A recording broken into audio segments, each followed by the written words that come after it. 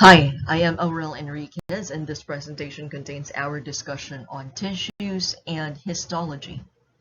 As you would remember from our previous discussions, tissues are a group of cells with similar structure and function. All right, so again, with regards to the organization of things that would make up a living organism, they would start out from chemicals that could create cells. These cells would be brought together again by their similar structure and function, and they would create a tissue. So, magkakaparehas daw po sila ng itsura at magkakaparehas sila ng ginagawa. Aside from that, the entire tissue also includes the extracellular substance that surrounds them, whether this be a connective tissue, an epithelium, whether there are excess materials on the outside that is supposed to cushion them or protect them. Kasama din po yun dun sa entire structure ng tissue. Next, we have the word histology. So this is basically the study of tissues. All right. There are four main types of tissues. First are the epithelial tissues. They usually serve as a covering or lining. So examples of this would be our skin. Kasama rin po dito yung mga mucous membranes, like the ones that are covering the surface of our eyes or our cornea. We also have a lot of other internal organs na yung surface ay epithelial tissues muna bago yung mismong tissues that would make up the specific organ. Next are connective tissues. So as the name implies, it connects the different structures and keep them in place, which is why it says here that they are a part of every organ in the body. Next are muscle tissues. So these types of tissues are capable of contracting or shortening, giving some of our organs the capability to move. Right? Keep in mind, though, that it is possible that almost all of our organs may be composed of epithelial and connective tissues, but not all of our organs contain muscle tissues. Okay? Hindi naman po kasi lahat ng organs natin ay kailangan ng movement, but all of our organs do need to be covered and protected and connected and be kept in place. Lastly, we have nervous tissues. So these are for coordinating and controlling almost all of the activities and processes that are happening in the human body. Let's further talk about epithelial tissues. Epithelium or epithelial tissue covers and protects surfaces both on the outside and inside of the body. So included under the classification of epithelial tissue are exocrine and endocrine glands. So mamaya po i-discuss din naman natin what are exocrine and endocrine glands. Pero ayun po, again, epithelial tissues are not only composed of things that would cover surfaces, but rather there are also glands or cells in our body capable of producing and secreting certain substances na classified din po itong mga ito as an epithelial tissue. Let's now talk about the characteristics of epithelial tissues. So let's focus on these ones right here na may highlights dahil ito po yung pinaka notable sa lahat ng mga characteristics ng mga epithelial tissues. These ones are the most important ones. So first up, it covers body surfaces. The most well-known example of this one is our skin. So our skin is a form of epithelial tissue. Next is that it has an exposed surface. So it has kind of like an outer portion that, ayun nga, yung outer portion, ito yung more exposed sa iba't ibang bagay like abrasion, trauma, and other stuff like that. So its main purpose is to protect the underlying tissues from whatever thing is happening on the surface. Next, it attaches at the basal surface. So kung nasa ibabaw or nasa labas yung exposed surface, nasa ilalim naman po yung basal surface. So yung basal surface, this is the main area that is connected to everything else underneath. Next is epithelial tissues are avascular, meaning that they don't have a blood supply. And last one is that they are capable of regeneration. So when we say regeneration, if there are damages, if there is any form of injury on the epithelial tissue, then it is capable of producing new cells to repair that damage. Shown here is an illustration and actual photographs of an epithelial tissue. So as we can see right here, isang layer lang siya. And then we have what is known as a free surface, or yung nasa ibabaw, or the one that is exposed to the outside. And then we have what is known as the basement membrane. So yung basement membrane, again, this is the area of the cells that are connected or attached to the underlying tissues. This one is a surface view, meaning it looks like we're looking at it from the top, and then this one is a cross-sectional view. So ito yung nakikita natin dito sa illustration na to. Let's now talk about the functions of epithelial tissues. First is that it protects underlying structures. So tulad na nakita natin kanina, merong free surface that is exposed to the outside, which means that everything else underneath it is being covered by that type of tissue, or by that surface. Next is that it would act as a barrier. So ayun nga po, kunin ulit natin na example, yung skin natin. So our skin is kind of like a barrier to the outside elements, or yung mga bagay on the outside na hindi favorable or hindi nakakabuti dun sa mga tissues natin on the inside. Examples of this would be contaminated water, or maybe excessive exposure to sunlight, and other probable sources of infection na pwede nating madikitan, or pwedeng madikitan ng skin natin as we are walking around, okay, or as we are outside of our homes. So ayan po, again, the skin is acting as a barrier, no, harang para sa mga bagay na hindi dapat nasa loob ng mga tissues natin.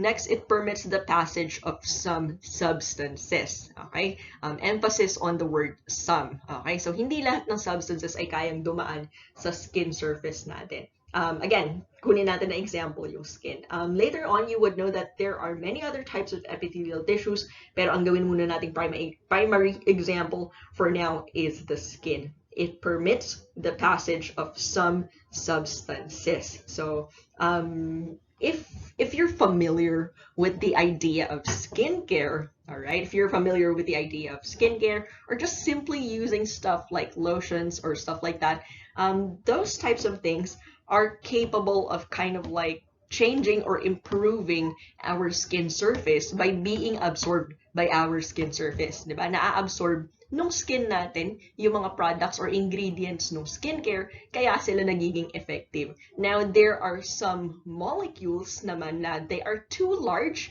to be absorbed by our skin, so they wouldn't work, or they would not affect our skin. So ayun po, selective pa rin naman yung passage ng mga materials through our skin. Next, this is also capable of secreting substances. Again, gamitin nating example yung skin. Our skin is capable of secreting oils and also sweat, diba? So yun po. Next is the absorption of substances. That is greatly linked to the third kind of like function that we've mentioned here, diba? Nabanggit natin na pinapabayaan nilang dumaan yung ibang substances. That also leads to absorption. Next, let's talk about the different classification of epithelia. So first up, epithelial tissues are classified primarily according to number of cell layers. Ilang layers ng cells ang meron sa structure na to. And also, the shape of the superficial cells. So yung mga cells na nasa pinakaibabaw, anong itsura nila? So kasama rin po sa magiging description nila yung shape nila. Sorry, that sounded a bit confusing. Pero we have photos later, so you will see photos later, and medyo mas maiintindihan po natin what we mean when we say we are describing epithelial tissues based on layers and shape. So kapag sinabi nating cell layers, they could be simple, isang layer lang, stratified, multiple layers ito, or pseudo-stratified. Pseudo-stratified meaning it is falsely stratified, meaning isang layer lang talaga ito, pero mukha silang madami. And then next, in accordance to cell shape, ang mga descriptions naman na pwede natin gamitin ay squamous, cuboidal, columnar, or transitional. So let's go into the next few slides to have visual representations of those. All right, first up, simple epithelium. This consists of a single layer of cells. All right, isang layer or isang magkakatabi na arrangement of cells lang daw po ang meron kung simple epithelium ang tinitingnan natin. So, ayan, with each of the cell extending from the basement membrane to the free surface. So, since single layer lang po ito, yung same na cells na nakadikit sa basement membrane, sila rin po yung same na cells na makikita natin or ma-observe natin sa free surface. In comparison to the stratified epithelium consists of more than one layer of cells, but only the basal layer would attach to the basement membrane. Okay, so since marami or multiple layers ang meron sa stratified epithelium, ibang layer yung nasa free surface, ibang layer yung nasa pinakataas, and iba rin po yung layers of cells na nakadikit dun sa basement membrane. So that's what we mean when we say stratified. Again, there are multiple layers of cells. Next are pseudostratified columnar epithelium. So this is a special type of simple epithelium that appears to be falsely stratified. Ulitin po natin, ang pseudostratified epithelium, simple lang talaga siya. Isang layer lang, pero mukha silang marami, falsely stratified. So it consists of one layer of cells with all the cells attached to the basement membrane. Lahat daw po ng cells ay nakadikit dun sa basement membrane. Pero bakit siya nagmumukhang falsely stratified? This is because of the variations of the shape and also the size of the cells, right? So the epithelium appears to be stratified. Again, on the later slides, we would be seeing photos of this. I-re-explain po natin to. But again, when we say pseudo-stratified columnar epithelium, mukha silang multiple layers, but they're actually simple. They're actually just one layer. Talk about the classifications of epithelia based on their shape. First up is squamous. They are flat or scale-like. Okay. Next are cuboidal. So cuboidal cells are cube shaped. So they are as wide as they are tall. So ayun po, kumbaga is parang approximately the same yung size nung width and nung height nila. So they kind of look like cubes, although not perfectly square in shape, pero that's the general idea. Hindi sila sobrang tangkad, pero hindi rin sila sobrang lapad. Mas malapad tingnan yung mga squamous cells dahil flat lang sila. Next are columnar cells. So columnar cells tend to be taller than they are wide. So in comparison to cuboidal cells, manipis lang yung itsura ng columnar, pero matangkad po yung itsura nila. Now combine those two descriptions. Ipag-combine na natin yung number of layers and yung shape ng cells. Let's talk about simple squamous epithelium. So this is a single layer of thin and flat cells. Now, since they are thin and flat, manipis lang sila, substances could easily pass through this layer. So listed here are examples of organs kung saan pwede tayong makahanap ng simple squamous epithelium. First up is the lungs. So dito po, gas exchange would happen, which would make sense. Kailangan po sa lungs, madali lang na makakadaan yung oxygen and yung carbon dioxide. So tama lang na isang layer lang ng cell yung dadaanan nila.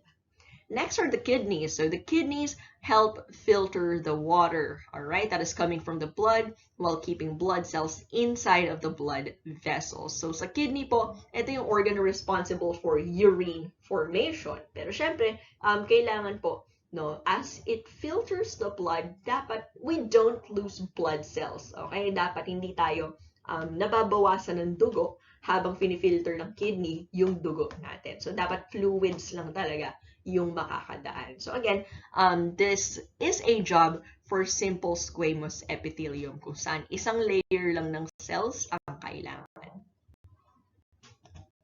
Right here, we're seeing a photo of simple squamous epithelium that could be found in the kidney. So as we can see right here, ayan po, for the kidneys, it's kind of like circular in arrangement. So parang pabilog or paikot po yung pagkakaayos nila. But as we can see right here, isang layer pa rin ito. So there is a free surface or yung mga white na areas. So yung surface is yung mga white na areas or yung spaces, and then yung free surface ng cell, dun sila nakaharap, dun sa white or empty areas. And then the basement membrane is right over here on the other side. Okay, so that's what it looks like kung simple squamous epithelium ang tinitingnan natin. Is simple cuboidal epithelium. So simple cuboidal epithelium is just one layer of cube-like cells. So these ones are good for active transport and facilitated diffusion. So they have greater secretory capacity. Ano pong meaning nun? Since mas makapal yung mga cells, no, dahil nga they're cube-like in shape, since mas makapal yung mga cells, there are more places kung saan pwedeng there are like more areas kung saan pwedeng magkaroon ng organelle yung cell that is responsible for secreting stuff. So secreting either hormones or enzymes and other things like that. This example of simple cuboidal epithelium, ang pinapakita naman po dito ay yung kidney tubules. Okay, so this is still in the kidney pero ibang part na kasi ng kidney. Ang main function po ng kidney tubules is both for secretion and absorption. So this is what simple cuboidal epithelial cells would look like. So these ones right here.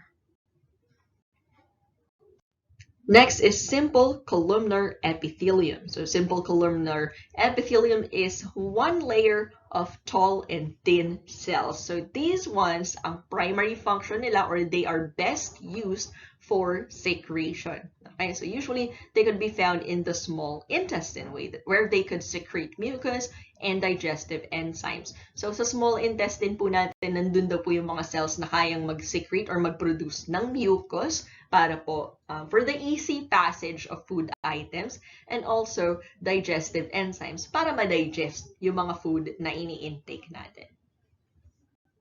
So this is what simple columnar epithelium would look like. So again, isang layer lang sila, pero medyo makapal tignan kasi nga they are quite tall. But again, there is only one layer of cells. So the same cells have a free surface, and the same cells have an area that is attached to the basement membrane. And notice the other parts. Okay, so as we can see right here, it has a goblet cell which is capable of secreting mucus. So again, this is a segment of our small intestine.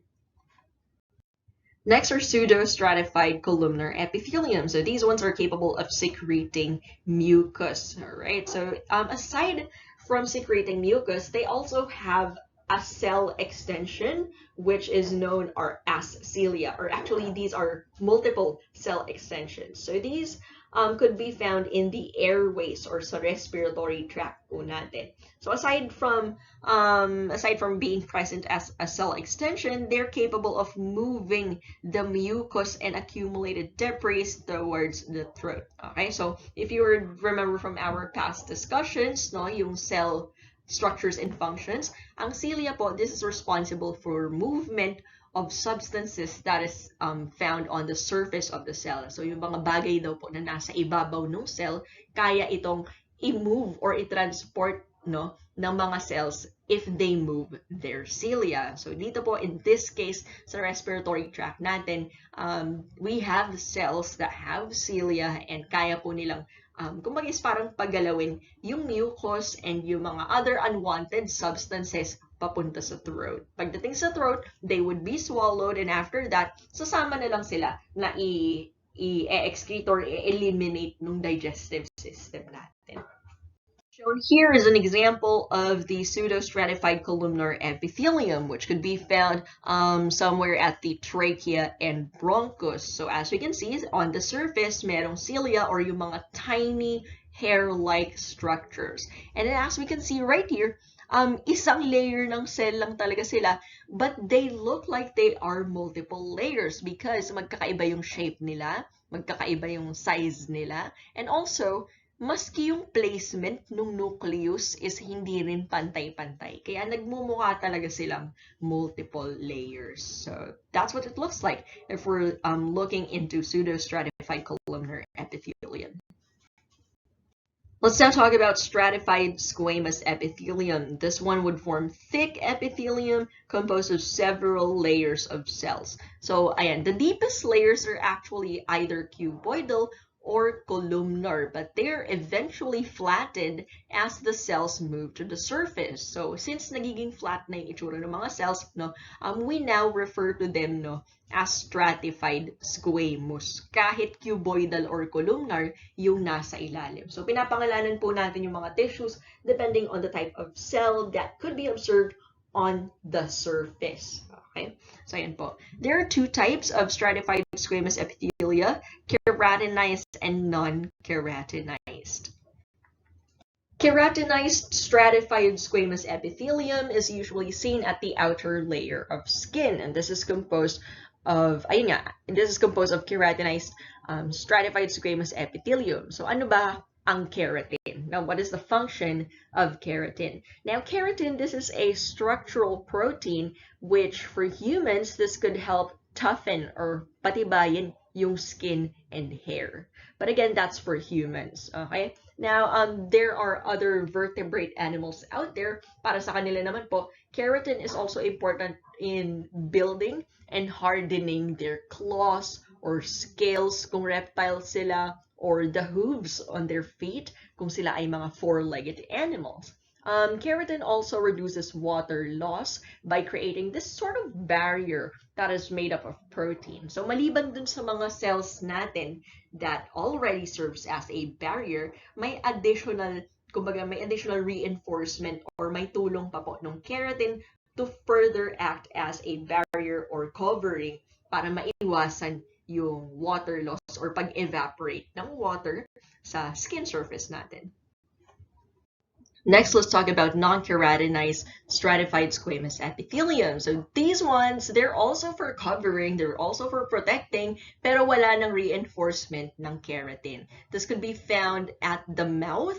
So the mouth is a moist, non-keratinized stratified squamous epithelium. So ang primary purpose naman ng oral cavity natin or yung lining sa mouth natin is for protection against aberration and acts as a mechanical barrier. Kasi po, di ba, as we intake food, no, iba't ibang klase ng food items could be abrasive to our oral cavity. So example, fried foods, di ba? So medyo matigas yung surface ng mga pagkain na prinito, di ba? Or piniritong pagkain. So ayun po. Again, we need some form of non-keratinized epithelium para, ayun nga, to keep the area moist and para hindi magagasgas yung oral cavity natin as we intake these types of foods. Ayan po. So as you can see right here, no, water can move across and it can more readily move across in comparison to skin. So, mas madali daw po na either makalabas or makapasok yung tubig sa mga non-keratinized structures. Kasi nga, walang keratin. And keratin is, again, a protein that could prevent water loss. Okay, so this photo right here shows us what stratified squamous epithelium would look like. Let's now talk about transitional epithelium. So transitional epithelium is a type of stratified epithelium that could be greatly stretched. All right? So stratified meaning multiple layers ang meron ito. Pero ang difference niya is that it could be stretched in a way that it also changes its shape. So the shape of the cells would change as the epithelium is stretched. Now, an example of this could be found at the urinary bladder. Ano po ba ang pakinabang ng urinary bladder?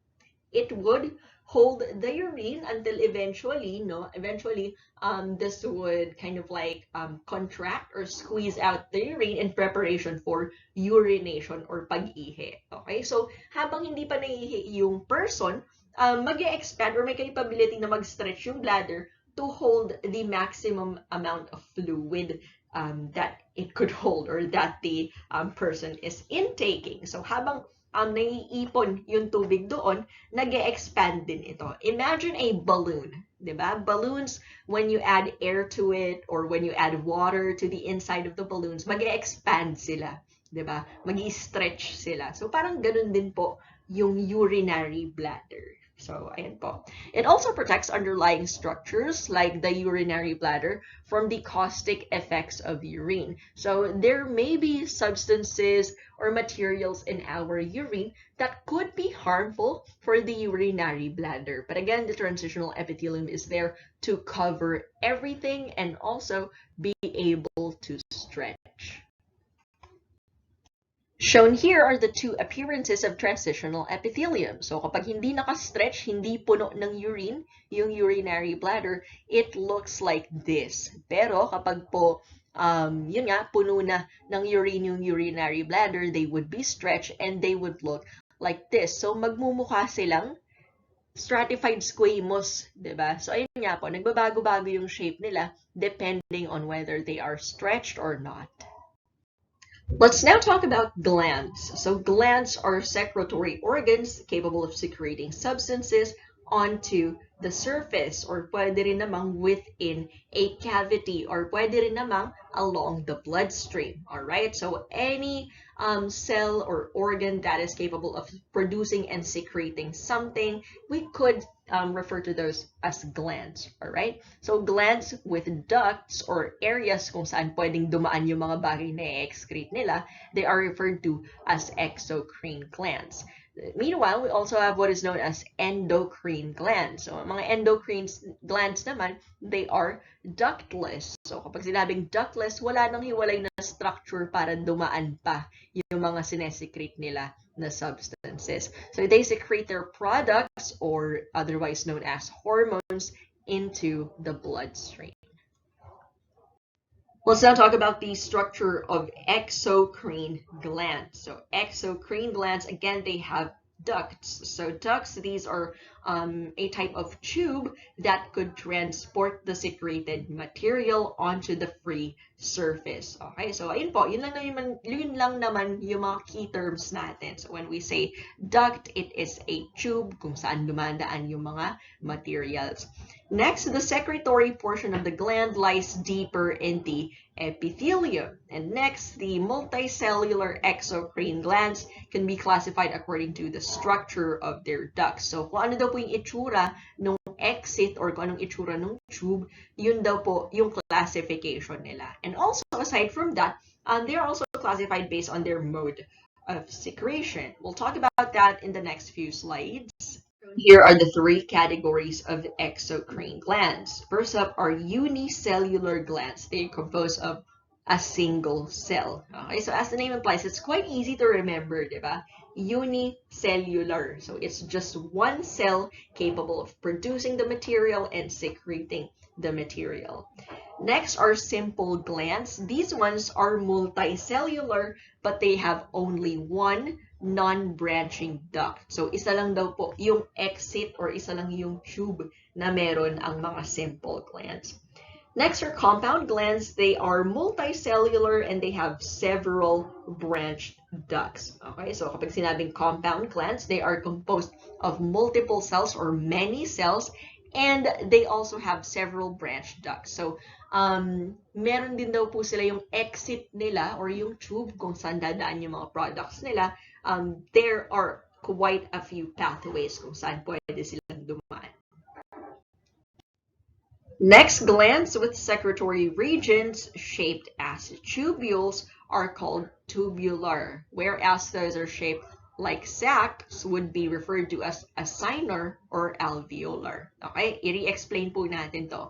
Yung mga glands na merong mga ducts, okay, or yung mga secretory portions, kapag yung mga areas na dadaanan ng mga substances na kailangang umexit ay hugis tubes, we would refer to them as tubular. Pero kapag yung exit po nila ay mukhang balloons or yun nga, sac-like, no, they look like bags, they would be referred to as acinar or alveolar. So let's look at the next few slides for us to understand ano bang itsura ng mga structures na nabanggit. Let's first combine the descriptions given here. So, pagsamahin na po natin yung branches ng ducts and the shape of the duct. So, kapag sinabi natin simple tubular gland, this is a straight tube, no branching. So, simple lang daw po yung structure ng simple tubular. Isang diretso lang po, wala nang mga branches. Next is simple branch tubular. So this one could have several tubular exits or secretory portions branching from a single duct. So isa lang daw po yung exit, pero may mga branches, no, bago ito makarating doon. Next is simple assigner. So these glands have a single sac-like secretory portion. So isang bag-shaped or balloon-shaped structure lang yung meron sila.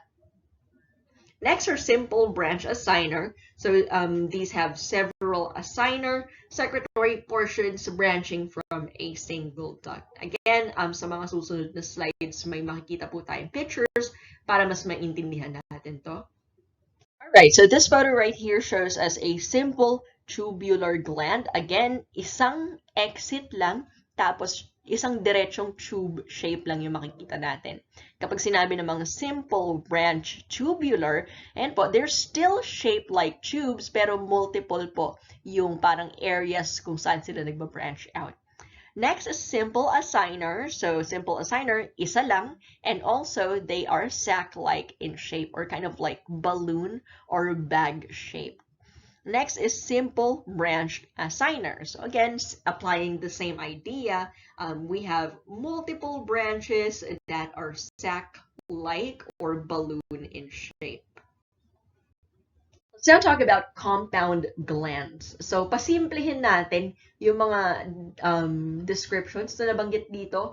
Kapag sinabing compound, they have one thing in common. They have multiple ducts. Marami daw po silang exit. Alright? So, ayan po. Compound tubular, multiple ducts, tube yung shape. Compound assigner, multiple ducts or multiple exit, tapos sac-like yung shape. Kapag sinabing compound tubular assigner, multiple ducts, tas meron siya parehas ng mga ducts na hugis tube or those that are shaped like sacs or hugis balloon.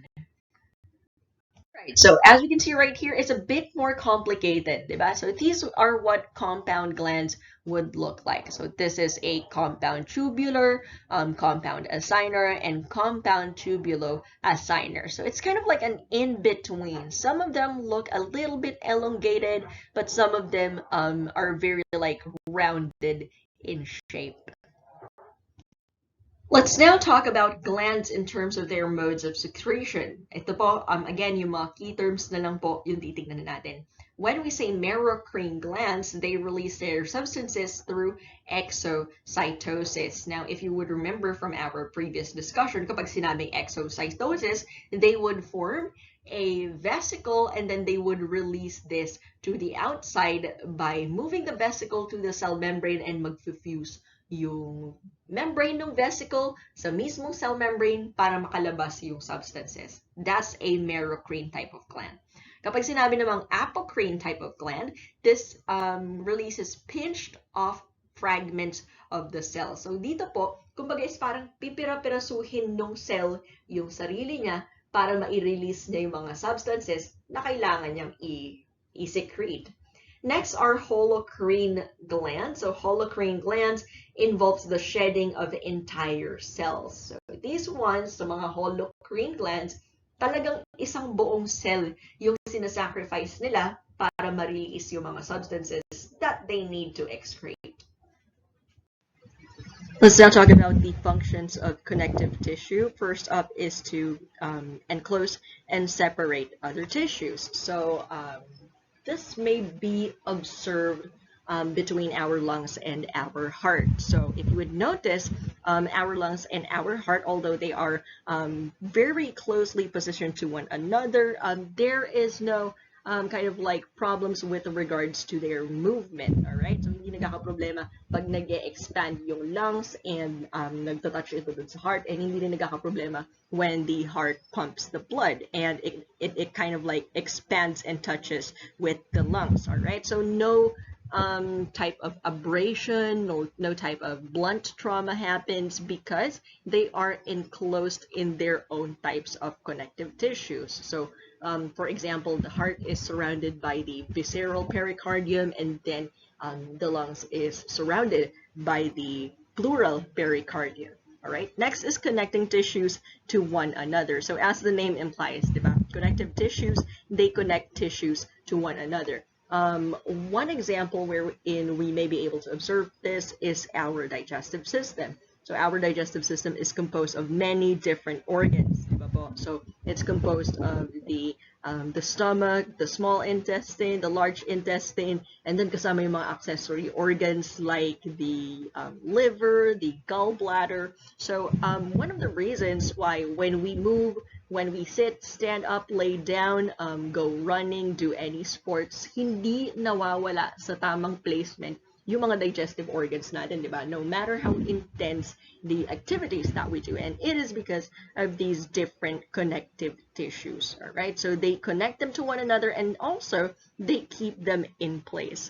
Next is to support the moving parts of the body. So we would understand this better mamaya pagdating natin sa discussion natin on tendons and ligaments. All right, so this is something to do with the skeletal system and the muscular system. So again, it's capable of supporting some of the moving parts of our body.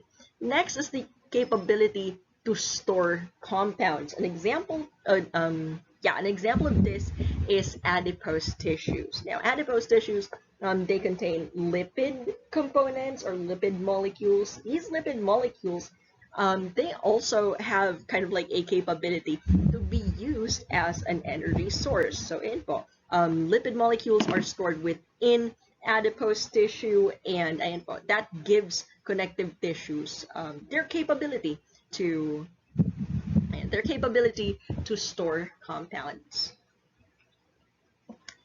Next one is cushioning and insulating. Again, let's use that example the example that I mentioned earlier regarding the heart and the lungs. All right, so the heart and the lungs, again, they are enclosed in their own visceral pericardium or visceral pleura. But on the outside, or another layer to that, is the parietal pleura and the parietal pericardium, which in between that, there's an empty space, tapos tatawagin natin yun na cavity. So either the pericardial cavity kung nasa heart, or pleural cavity kung nasa lungs. So yung fluid that is inside of those connective tissues, they serve as some form of cushioning. Para yun nga po, when our lungs would expand or when our heart would contract, there would not be any form of abrasion or blunt trauma that would happen to these organs as they move.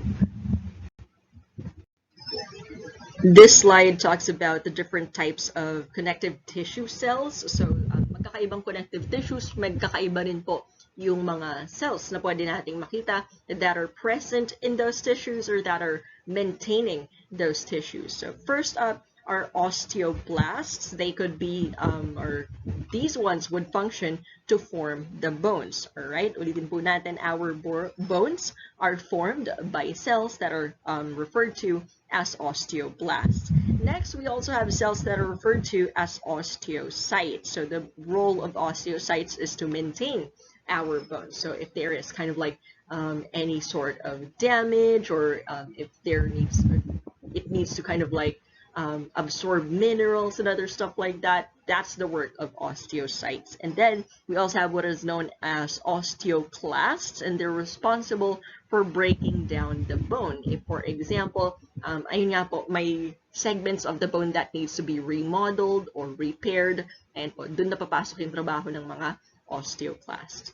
Next are fibroblasts. So fibroblasts, they are cells that form fibrous connective tissue. So these ones are quite easy to remember, no? Fibroblasts would create fibrous connective tissue. And then to maintain the structure and integrity of those connective tissue, fibrocytes also exist.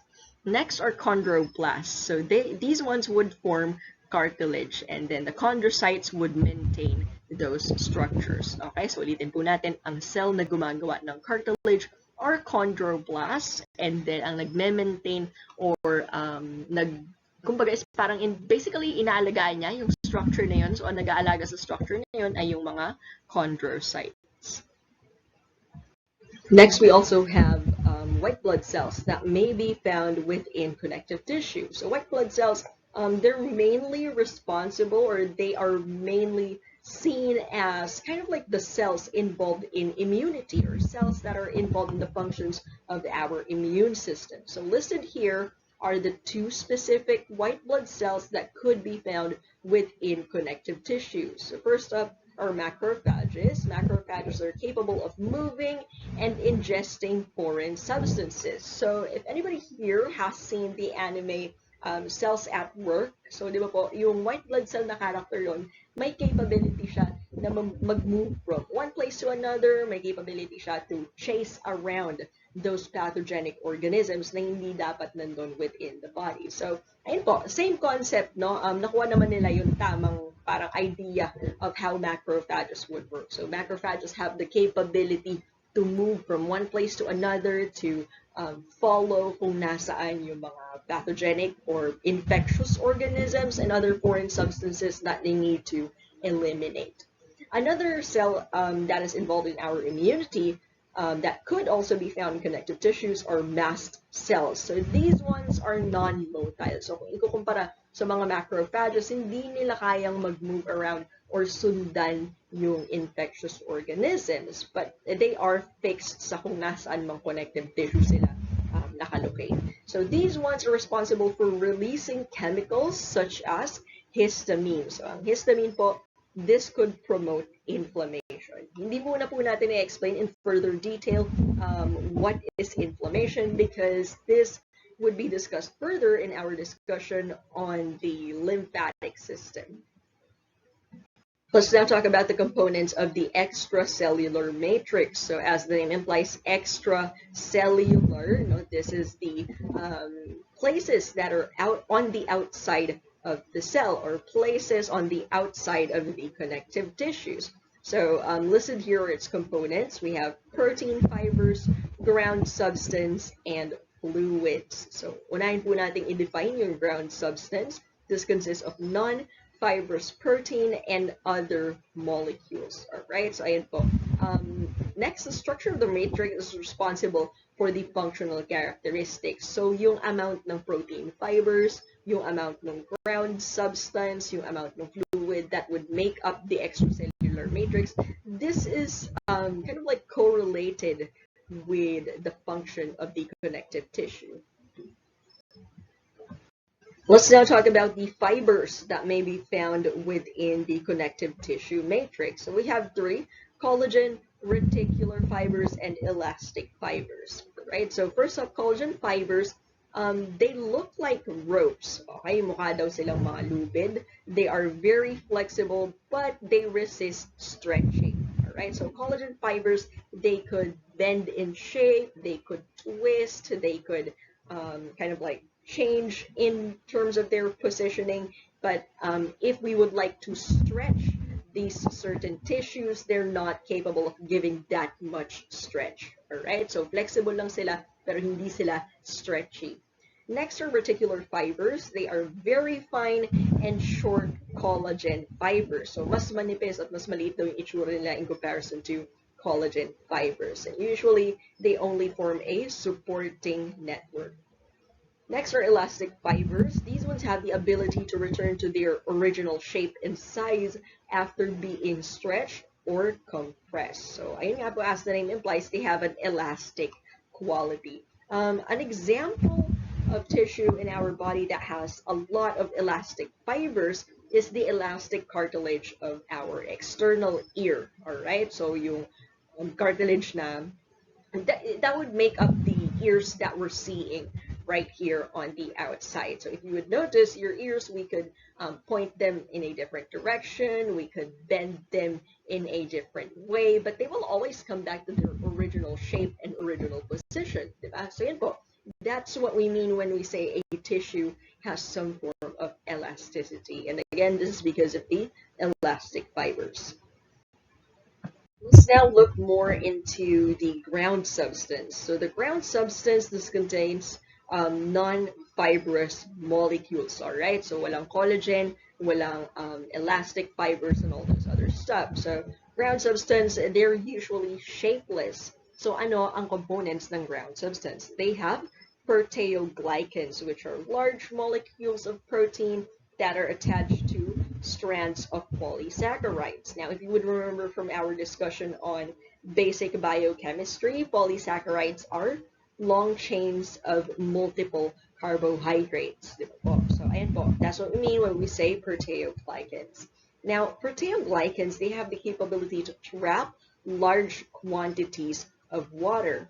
Aside from that, if may proteoglycan ang isang structure, this would allow them to return to their original shape when compressed or deformed. All right. So again, take for example the cartilage that makes up our external ear. Diba? So even after pressing it or tugging it a little bit or moving it to different directions, they would still return to its original shape and position, which tells us na ayun po, very effective yung presence ng proteoglycan dun sa external ear natin or dun sa structure na yun.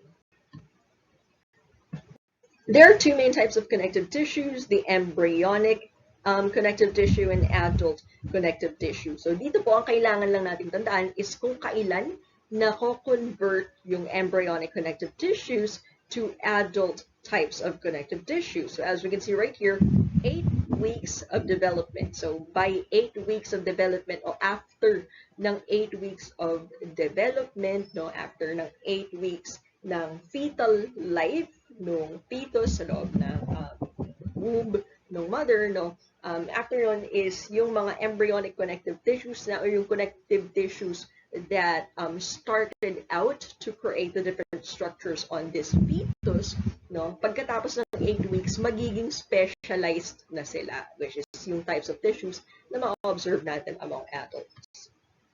Let's now talk about loose connective tissue. They have very few protein fibers with numerous spaces. Alright? So mukha daw silang lace. So parang konti lang yung fibers, tas mas maraming spaces or mas maraming mga butas-butas. Alright? And of course, those spaces would now be filled with ground substance and fluids. So examples of loose connective tissue would be areolar, adipose, and reticular. Let's now talk about areolar connective tissue. This primarily consists of collagen and very few elastic fibers. All right. So earlier, on the previous slides, we talked about the 3 different types of fibers. So dito daw po sa areolar connective tissue, mas maraming collagen in comparison to elastic fibers. Now, the areolar connective tissue, this is also the most common cells or the most common cells that may be found within this type of connective tissue are the fibroblasts. Okay, ulitin po natin yun. That might have sounded a bit confusing. Fibroblasts are the most common type of cells that may be found within areolar connective tissues. Areolar connective tissues are mostly composed of collagen and only few elastic fibers.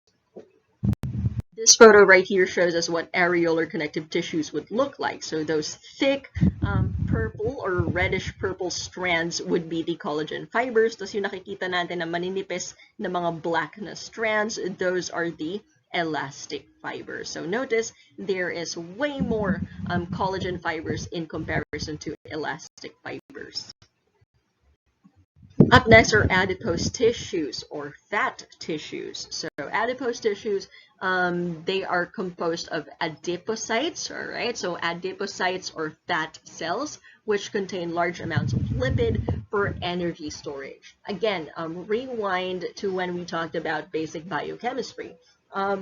nabanggit natin doon that glucose is the most preferred and easily used form of energy for our cells dahil glucose yung pinakamadaling i-convert from its original structure to ATP. And again, ATP, diba? It's the molecule required for energy expenditure. Now, pwede rin naman natin gamitin for energy consumption ang lipid molecules. But it's just that they're a bit more difficult to utilize by our cells. Marami pang extra steps bago ito ma-convert into ATP. So usually, lipid molecules are just stored, no? Or just kept as energy storage. So kumbaga parang nakatago lang muna sila or nakaimbak lang muna sila pero hindi sila yung unang types of molecules that are used for energy production. Adipose tissue pads have the capability to protect some parts of the body and could act as a thermal insulator. All right, so in terms of acting as a thermal insulator, ayun po,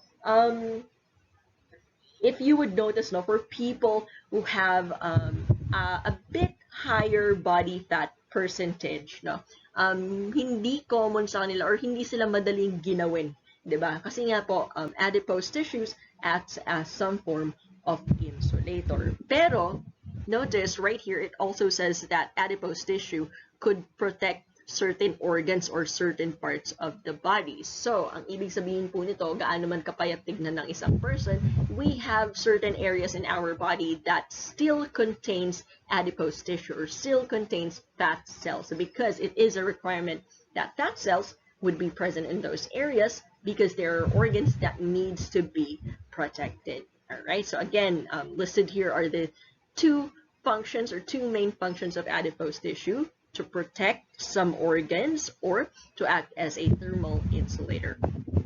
Next are reticular tissues. So these ones could form a framework for the lymphatic system or for lymphatic tissues. So listed here are the different areas or organs where we may be able to find reticular tissue. All right, so kasama dito yung spleen, lymph nodes, bone marrow, and liver. Okay, so dito po ang mahalaga ang kailangan nating tandaan is yung organs kung saan pwede tayong makahanap ng reticular tissue, which again are the spleen, lymph nodes, bone marrow, and liver.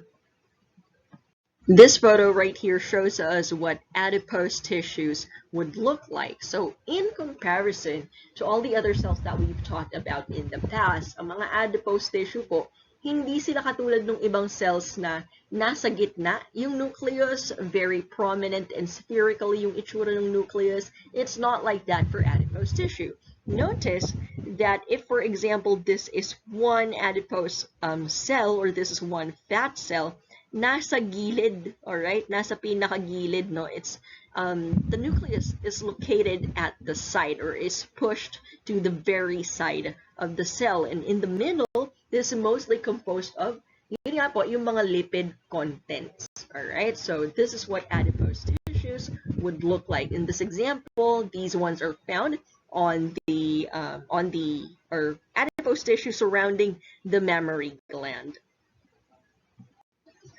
This photo right here shows us what reticular tissue would look like. Again, they have fibers that are irregularly arranged. Notice walang specific direction kung saan tumatakbo yung mga fibers. Again, ang mahalagang kailangan natin tandaan dito is kung saan natin ito pwedeng mahanap. So again, that's the lymph nodes, spleen, and bone marrow.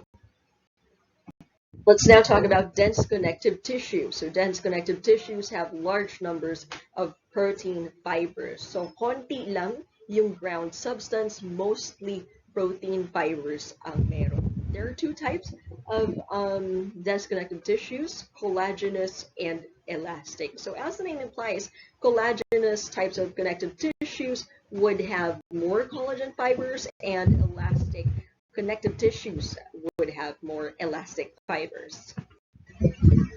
Okay, so again, when we say dense collagenous connective tissue, this is mostly composed of collagen fibers. Now, meron pa itong dalawang types, alright? So, dense regular and dense irregular collagenous connective tissue. So, pag sinabi po natin na dense regular, it means that the collagen fibers are arranged in one direction or in the same direction. So examples of areas kung saan pwede tayo makahanap ng dense, regular, collagenous connective tissue is at the tendons and at the ligaments. So yung tendons po, these are the types of tissues that would connect the muscles to our bones. Yung mga ligaments naman po, these are the type of tissues that would connect bones to another type of bone or the bone right next to it. Okay, so again, dense, regular, collagenous connective tissues, they mainly have collagen fibers within their structure, and all these collagen fibers are arranged in the same direction.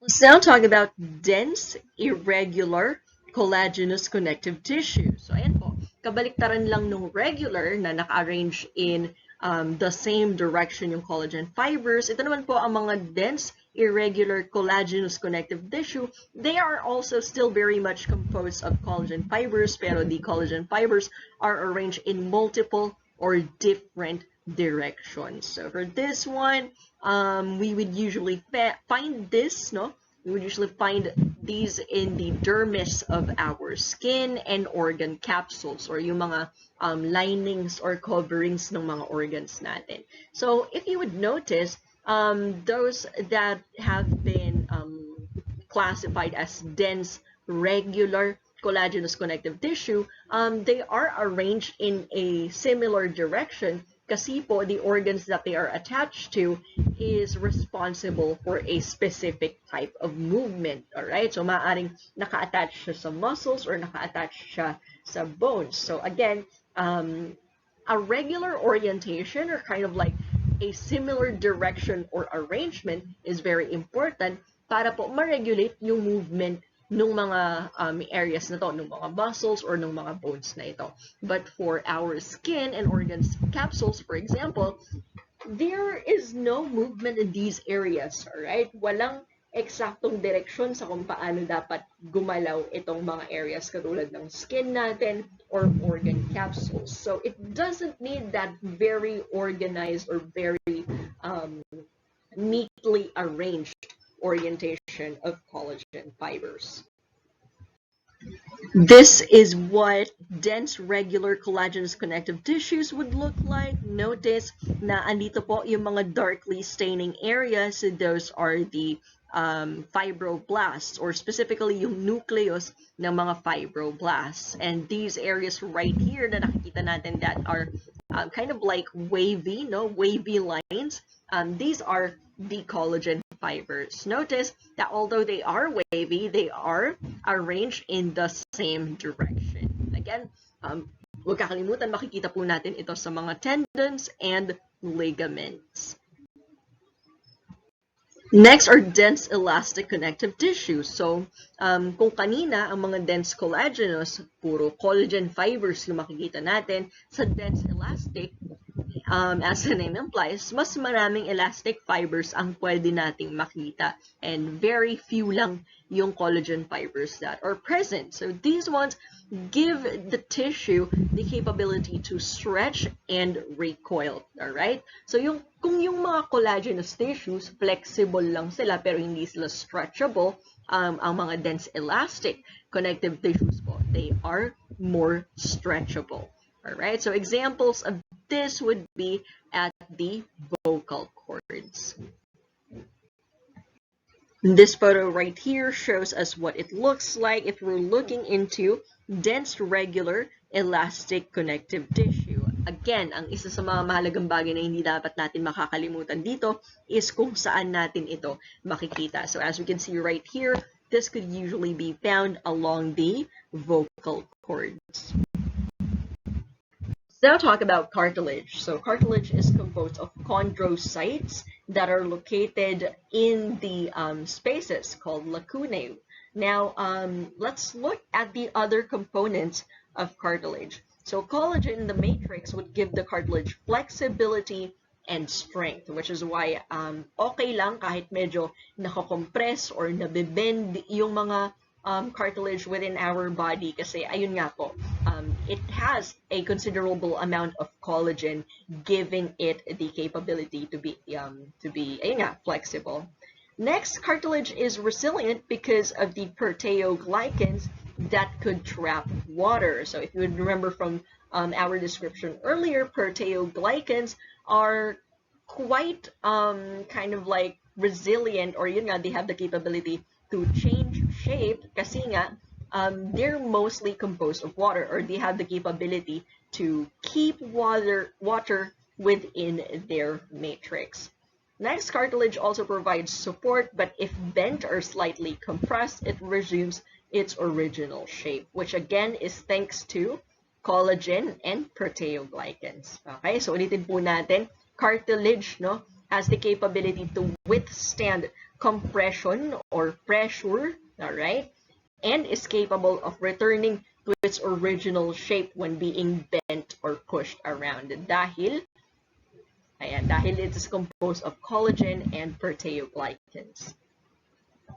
Let's now talk about the different types of cartilage.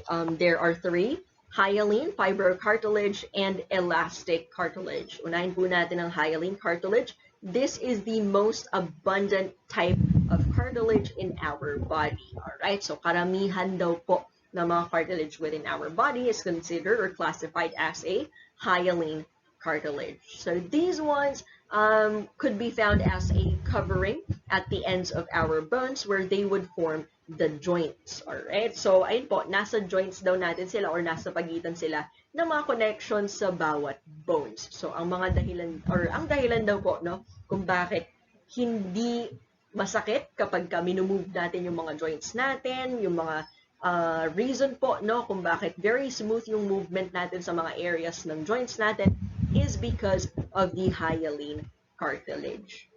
Next, they also form the joints and cartilage rings of the respiratory tract, nasal cartilages, and costal cartilages, and also yung area that is attached to the sternum.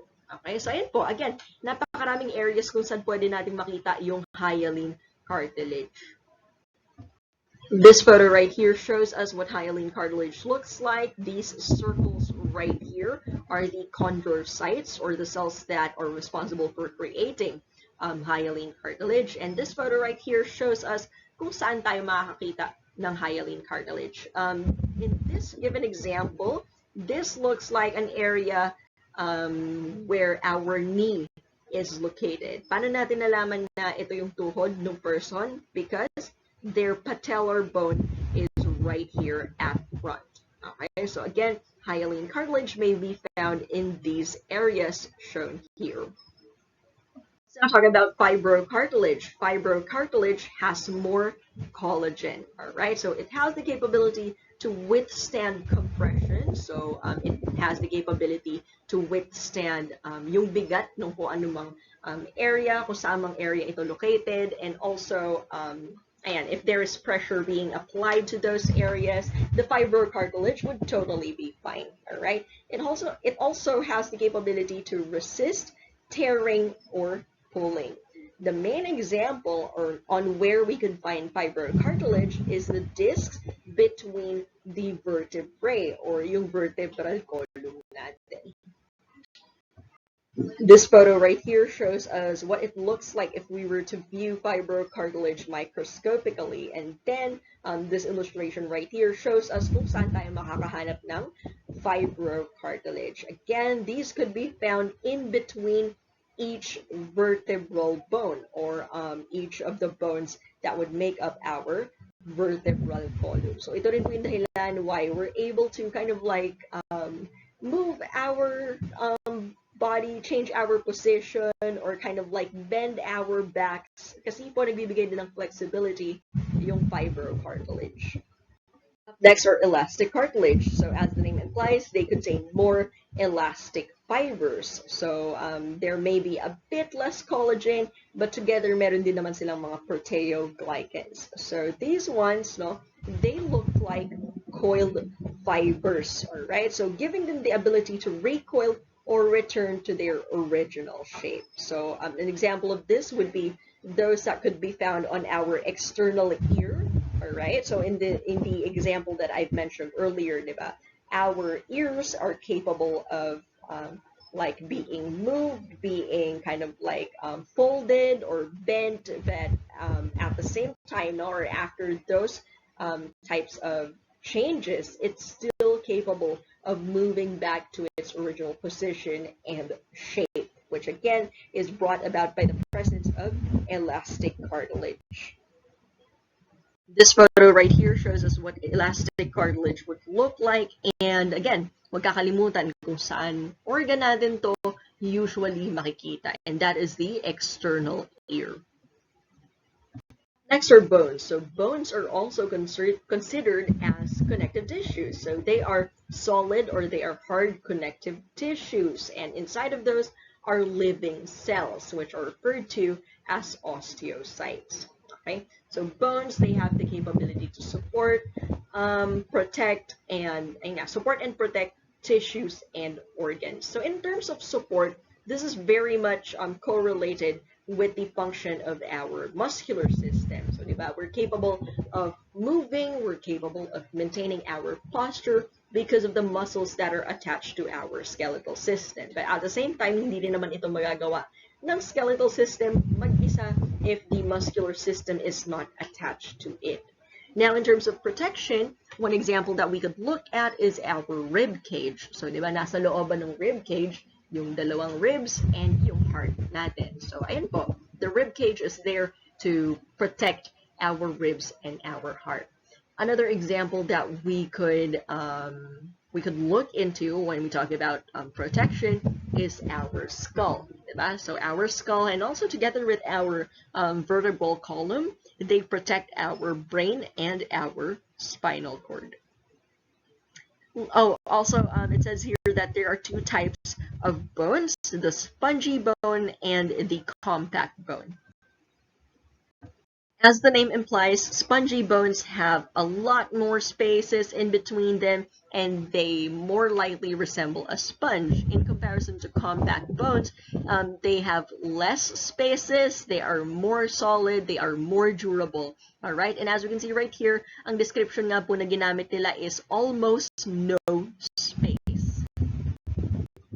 This photo right here shows us what it looks like kung ang tinitingnan natin is yung spongy bone, which is those that can be seen right here, and a compact bone, which is that area na we're seeing right here on the outside. And in general, ito po yung structure ng isang bone tissue. So as we can see, this is kind of like the central canal, and then we have areas that are referred to as the lacuna. So nandyan po yung mga cells, no? Yung osteoblasts, osteoclasts, and osteocytes. Let's now talk about the blood. So the blood is also considered as a liquid connective tissue. Now, if you would remember from our past discussions, I've always said that the blood is one of the components of our cardiovascular system. So, di ba, may tatlong main components yung cardiovascular system natin. It's the blood, the heart, and the blood vessels. But now, at least today, natutunan natin, no, that blood is also considered as a connective tissue or a liquid connective tissue. So as we can see right here, it contains a liquid matrix or liquid portion that is referred to as the plasma. And then within the plasma or yung liquid na portion of blood, there are cells. All right, so we have what is known as erythrocytes or yung mga red blood cells, leukocytes, which are the white blood cells, and the platelets, which are the types of cells that are responsible or that are seen to respond if there is any wound that would happen. So listed here are the functions of the blood, or given here, sorry, is the main function of the blood, and that is to transport different materials like nutrients, oxygen, waste materials, and some hormones. Shown here is what the components of our blood would look like. For this one, hindi ko muna po kayo i-require, no, natandaan yung difference between these different white blood cells that we're seeing right here. For now, ang tandaan lang po muna natin is yung mga medyo madaling i-identify. So as we're looking in this photo, we're seeing the red blood cells. Sila yung pinakamadami sa picture na to. So lahat itong parang light pink colored circular structures that kind of look like donuts because they have holes in the middle. Those are our red blood cells. And then these things right here, no, are the platelets, which again, they're mainly responsible for responding if there is any injury that is happening within our tissues. Next are muscle tissues. They have the capability to contract or shorten. So once a muscle cell would contract or shorten, or if, for example, multiple muscle cells or isang buong muscle tissue contracting together, that would now create movement. All right. So this movement is brought about by contractile proteins, specifically actin and myosin. Pero hindi muna natin yun i-discuss in further detail. Let's talk about that when we get to the chapter of the muscular system. All right. But then again, kailangan lang muna natin tandaan dito is that movement is made possible by these contractile proteins, which again are actin and myosin. There are three types of muscle tissues: skeletal, cardiac, and smooth muscles.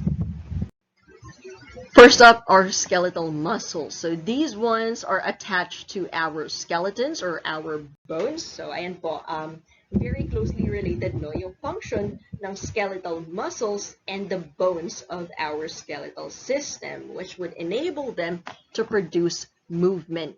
Right? So skeletal muscles are striated or banded, meaning may makikita tayong mga guhit-guhit dun sa bawat isang cell. And this is because of the arrangement of their contractile proteins. So yung mga proteins daw po, they're present within skeletal muscles. When they are arranged together, they look like lines, or yun nga yung tinatawag na striations. Okay, so on this slide, we have an illustration and an actual photo. So as we can see right here, skeletal muscles have more than one nucleus per cell. So tingnan natin itong illustration muna nito. This illustration right here shows us 3 different muscle cells. Okay, 3 muscle cells, pero notice na marami or parang tigdadalawa sila ng nucleus, di ba?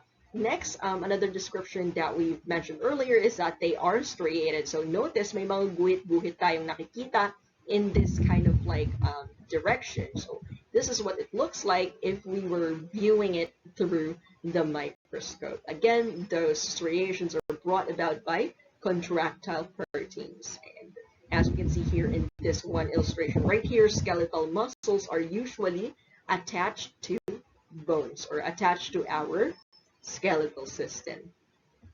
Next are cardiac muscles. There is only one organ in our body where we could find cardiac muscles, and that is the heart. Okay? Iisang organ lang daw po in our human body ang lugar kung saan pwede tayo makakita ng cardiac muscles, and again, that is the heart. So the heart is responsible for pumping blood or for circulating our blood. So, skeletal muscles are cylindrical, alright? So, medyo kahawig daw nila yung mga skeletal muscles, but cardiac muscles are much shorter, and also, they are branched, okay? So, if maalala niyo sa previous slide kanina, skeletal muscles, they look like ropes or tubes, di ba? So, isang diretso lang sila. But for skeletal muscles, they have branches. Next, similarity, no? Another similarity nila with skeletal muscles is that they are striated. So, meron din silang mga contractile proteins na nakaayos at mukhang nakalinya or yung mukhang mga guhit-guhit. Ang difference naman niya, no, with skeletal muscles is that cardiac muscles only have one nucleus per cell. Hindi katulad ng mga skeletal muscles that they could have multiple nuclei per cell or per one cell. Okay, so here is an illustration and an actual photo of cardiac muscles. So again, if you would remember from the previous slides, in comparison to the skeletal muscles, medyo magkahawig sila in a way or in a sense that they might look like tubes, and also that they are striated. Pero ang pinagkaiba po ng cardiac muscles sa skeletal muscles is that they have branches, they only have one nucleus per cell, and as we can see right here, each individual cell is connected to the next one through intercalated discs. Next are smooth muscles. So smooth muscles are usually found on the walls of hollow organs, on the skin, and on the eyes. Alright, so ayan po. Usually we could also find them in the digestive tract and urinary bladder.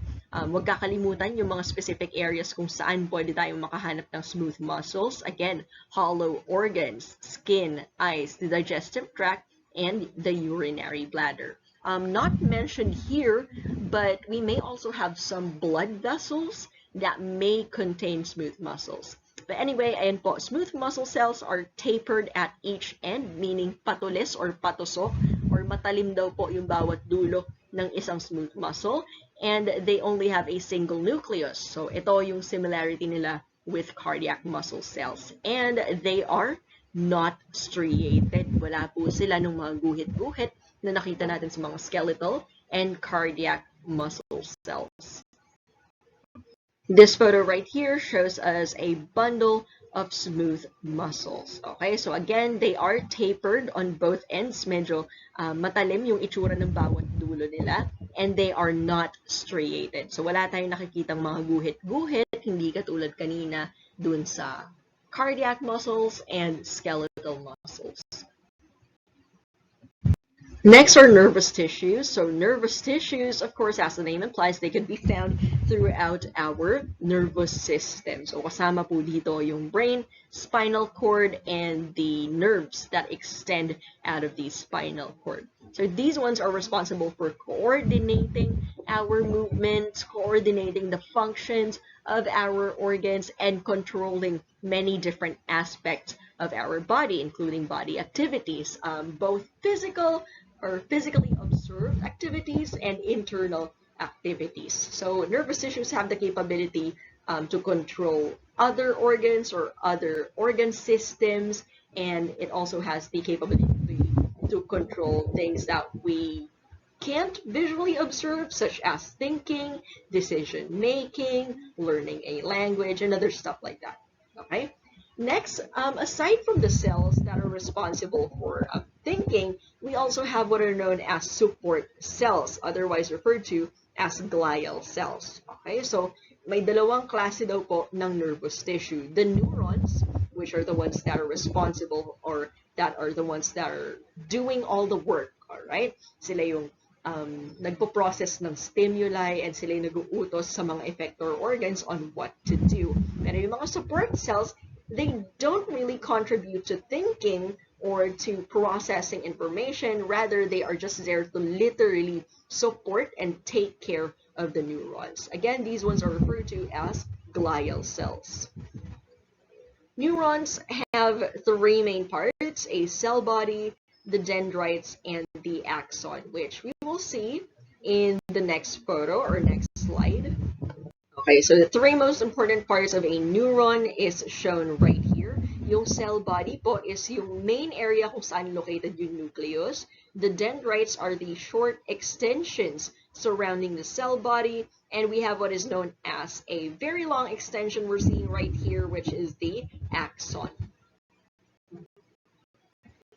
On this slide, we have a few terminologies that we need to be familiar with. So when we say tissue membrane, this is a thin sheet that functions as a covering. Okay, so ulitin natin kapag sinabing tissue membrane, manipis lang ang structure nito, and it usually works to cover other structures. Examples of these ones would be epithelium and connective tissues. Next, there are four tissue membranes in the body: cutaneous, mucous, serous, and synovial. So pag sinabi natin cutaneous, this is the type of tissue membrane that could be found on our skin. Usually, they're seen on the external surface. Up next are mucous membranes. So they line the cavities that open to the outside of the body. Kasama na dito yung digestive tract, respiratory tract, and reproductive tract. So mucous membranes, examples sa digestive tract natin, bahagi ng digestive tract ang oral cavity. Alright, so this is the first area where food items would pass by. So again, within our oral cavity, this is lined with mucous membranes. Next, within the respiratory tract, yung nasal cavity naman natin or yung deeper portions ng nasal cavity natin or the upper respiratory tract, they are also lined with areas that are moist and that could produce mucus. So, and those are the areas where we could find mucous membranes. As we can see right here in this description, a lot of mucous membranes, but not all of them, are actually capable of secreting mucus. Okay? Ulitin natin, hindi lahat ng mucous membranes, they literally secrete mucus. Alright? Most of them, they literally secrete mucus, but not all of them. Next are serous membranes. So, ang kailangan lang natin tandaan dito is that serous membranes don't open to the outside of the body. Examples of this would be the pericardial, pleural, and peritoneal cavities. Alright? So, ang mga serous membranes, makikita natin sa mga deeper or internal organs natin, like the heart, the lungs, and our digestive tract. As it says right here, there are three components, yung simple squamous epithelium, or the single layer of flat-shaped cells. It has a basement membrane, or yung specific region kung saan nakakonect yung mga simple squamous epithelium, and yung loose connective tissue. So the loose connective tissues could be any of those connective tissues that we've previously discussed. Now, another thing that we need to take note of regarding serous membranes is that they don't have glands, all right? But they are capable of producing small amounts of fluid, which are referred to as serous fluid. And the function of this is to cushion and lubricate the surface of those membranes. So again, lubrication, this helps with avoiding abrasions or pagkagasgas ng mga organs natin, and ayun po, accidental damage. Next are synovial membranes. This one is quite easy to remember. These ones are observable or could be seen along the movable joints. So yung mga joints daw in our body that we are capable of moving, no, we may be able to find tissues in there that are referred to as synovial membranes. So synovial membranes, they're capable of producing synovial fluid, which again, tulad ng serous fluid, they're capable of acting as kind of like a lubricant, no?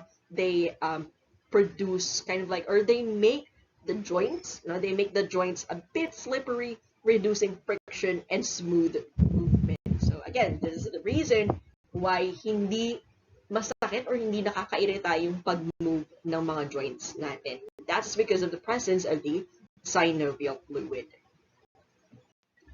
That ends our discussion on Chapter 4 of Seeley's. Again, I am Aurel Enriquez. Thank you so much for listening.